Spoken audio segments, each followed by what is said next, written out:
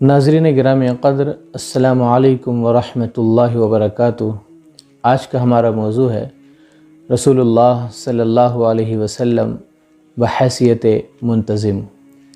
بات شروع کرنے سے پہلے گزارش ہے کہ اگر ہمارے چینل پر نئے ہیں تو چینل کو سبسکرائب کر لیں اور ویڈیو کو لائک کریں اور دوست احباب کو شیئر کریں۔ ناظرین گرامی، ایک بہترین منتظم اور ایڈمنسٹریٹر کے لیے ضروری ہے کہ وہ راست باز، امانت دار، صداقت شعار، وعدہ وفائی، صبر و شکیبائی، عدل و انصاف، ثابت قدمی اور پاکیزہ نظریات جیسی خوبیوں کا حامل ہو۔ خلق خدا کی محبت، ان سے واقفیت، ان کے دکھ در میں شرکت اور اسی طرح ان کی محبت اس کے رگ و ریشے میں سمائی ہوئی ہونی چاہیے۔ اس حیثیت سے جب ہم نبی پاک محسن انسانیت حضرت محمد مصطفیٰ صلی اللہ علیہ وسلم کی حیات طیبہ کو دیکھتے ہیں اور مطالعہ کرتے ہیں تو یہ تمام کی تمام خوبیاں ہمیں آپ کی ذات کے اندر ہمیں مکمل طور پر دکھائی دیتی ہیں اور نظر آتی ہیں۔ اللہ کے نبی صلی اللہ علیہ وسلم کی پوری ہی زندگی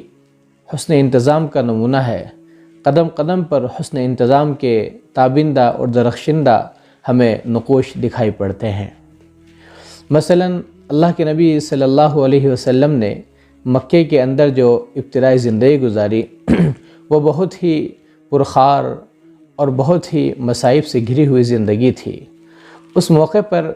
جو لوگ ایمان قبول کرتے تھے ان لوگوں پر بڑا ظلم و ستم کیا جاتا تھا، بالخصوص حضرت بلال رضی اللہ عنہ، حضرت صہیب رضی اللہ عنہ، حضرت خباب رضی اللہ عنہ، حضرت یاسر رضی اللہ عنہ، حضرت سمیہ رضی اللہ عنہ، حضرت عمار رضی اللہ عنہ۔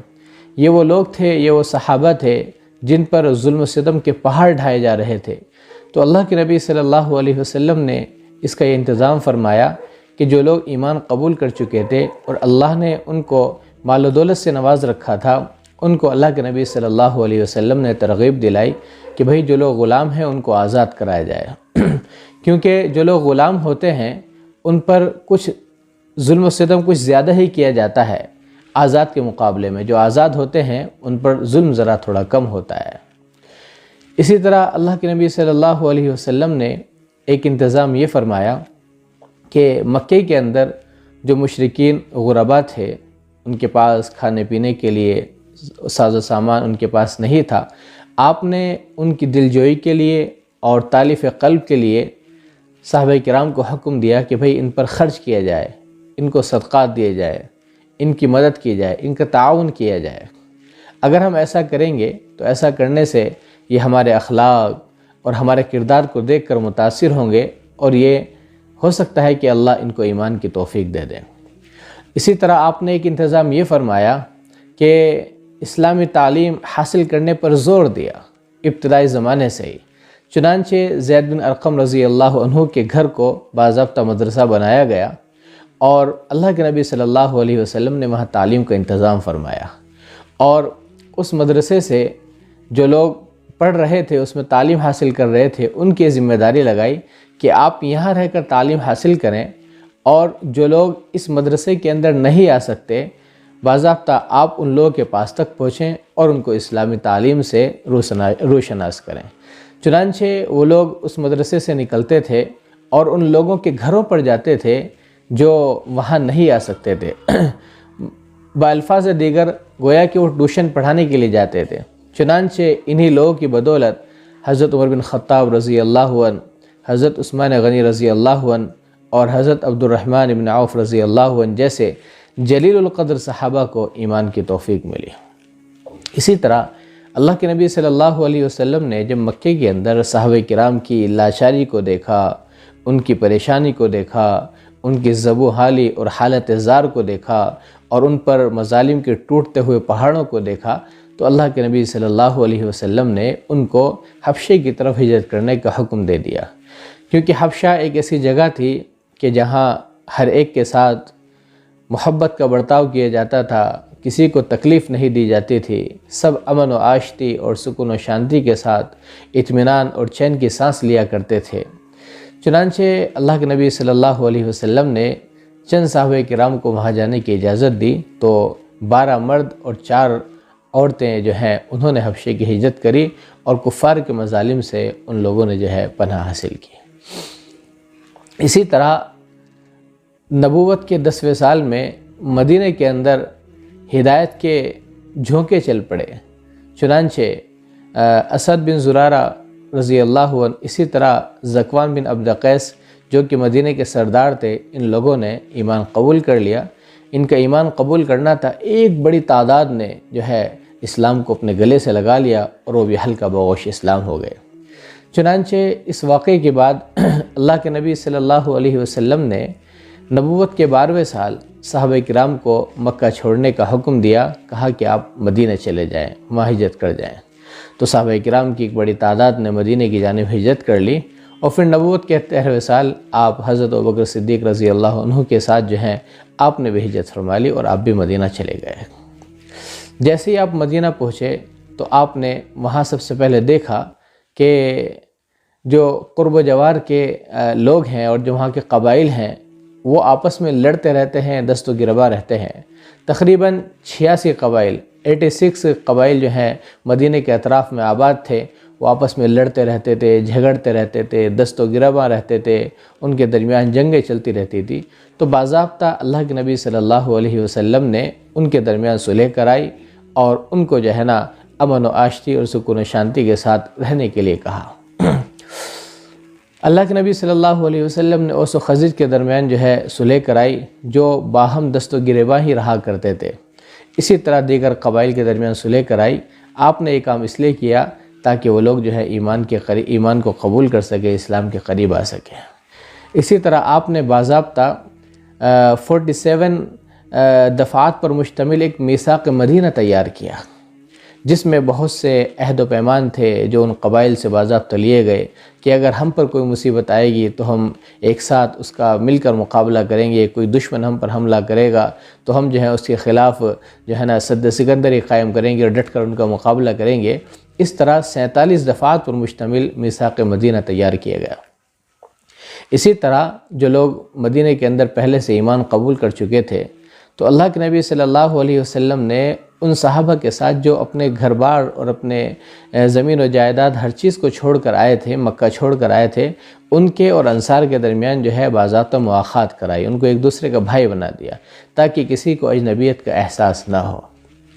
اسی طرح جو لوگ آپس میں قتل و قتال کیا کرتے تھے اور شعر و شاعری کے خوگر تھے، ان کی زندگی کا کوئی خاص مقصد نہیں تھا، بس عشق بازی میں وہ اپنی زندگی گزار رہے تھے۔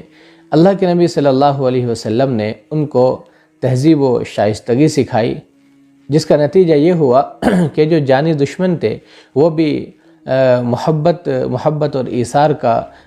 جو ہے نا پیکر بن گئے، اور اسی طرح جو جاہل تھے، ان پڑھ تھے، ان کے درمیان علم کی باضابطہ شمع روشن ہو گئی، اور اسی طرح جو متکبر مزاج تھے ان کے اندر تواضع پیدا ہو گئی، ان کے اندر انکساری پیدا ہو گئی۔ اسی طرح جو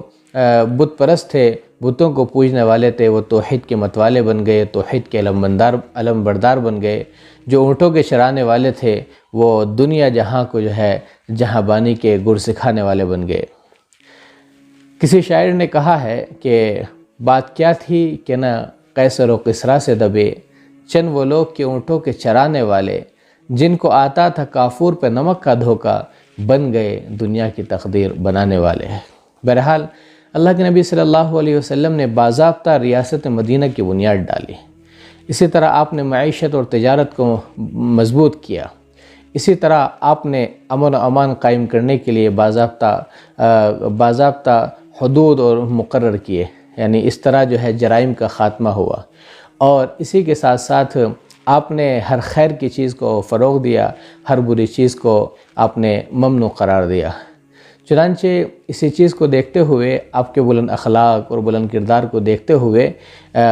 بہت تیزی کے ساتھ لوگ جو ہیں آپ سے قریب ہوتے چلے گئے اور انہوں نے اسلام قبول کرنا شروع کر دیا۔ کسی شاعر نے کہا ہے کہ شان کریمی سے غیروں کو اپنا بنا لیا، شان کریمی سے غیروں کو اپنا بنا لیا، اخلاق کا نمونہ ہے سیرت رسول کی۔ تو ناظرین گرامی، اللہ کے نبی صلی اللہ علیہ وسلم کی زندگی کے اسی حسن انتظام کو دیکھ کر مغربی مفکرین اور مستشرقین دم بخود ہیں، حیران ہیں، شزدر ہیں، اور وہ اللہ کے نبی صلی اللہ علیہ وسلم کی تعریف کرنے پر مجبور ہیں۔ چنانچہ جارج برنارڈ شاہ جو ایک مستشرق ہے، وہ اللہ کے نبی صلی اللہ علیہ وسلم کی تعریف اس طرح کرتا ہے، اور وہ کہتا ہے کہ محمد صلی اللہ علیہ وسلم جو ہیں وہ ایک ایسے انسان ہیں کہ جن کو دنیا تسلیم کرے، اپنا رہنما مانے۔ اگر انسانیت نجات کو چاہتی ہے اور مصائب سے نکلنا چاہتی ہے تو محمد صلی اللہ علیہ وسلم کو اس دنیا کا رہنما بنائے، ان کو رہنما تسلیم کرے۔ اسی طرح جو روس کا بانی ہے روسو، وہ اللہ کے نبی صلی اللہ علیہ وسلم کے بارے میں کہتا ہے کہ اللہ کے نبی صلی اللہ علیہ وسلم ایک صحیح دماغ رکھنے والے انسان تھے، اور بلند سیاسی آپ مدبر تھے اور منتظم تھے، اور آپ نے جو ایک نظام دیا ہے دنیا کو وہ نہایت ہی شاندار اور جاندار ہے۔ اسی طرح ایک اور مستشرق ہے جس کا نام ریمنڈ لیروگ ہے، وہ کہتا ہے کہ محمد صلی اللہ علیہ وسلم ایک ایسے بین الاقوامی انقلاب کے بانی ہے کہ جس کا سراغ تاریخ انسانی میں پہلے کبھی نہیں ملتا، اور آپ نے جو حکومت کی بنیاد ڈالی ہے وہ ایسی شاندار اور جاندار ہے کہ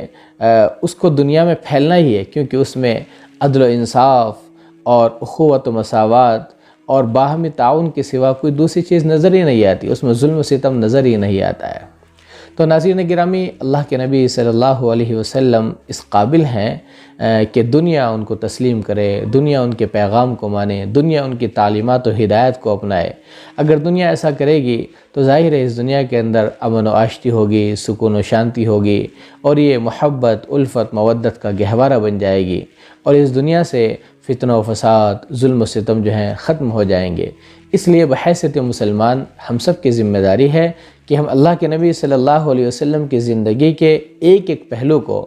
آپ کی زندگی کے ایک ایک گوشوں کو دنیا والوں کے سامنے پیش کریں، تاکہ وہ اللہ کے نبی صلی اللہ علیہ وسلم کو جانیں اور پہچانیں، اور آپ کو آخری نبی اور رسول مان کر وہ زندگی گزاریں، اور اللہ تبارک و تعالیٰ ان کو ہدایت کی توفیق سے نوازے۔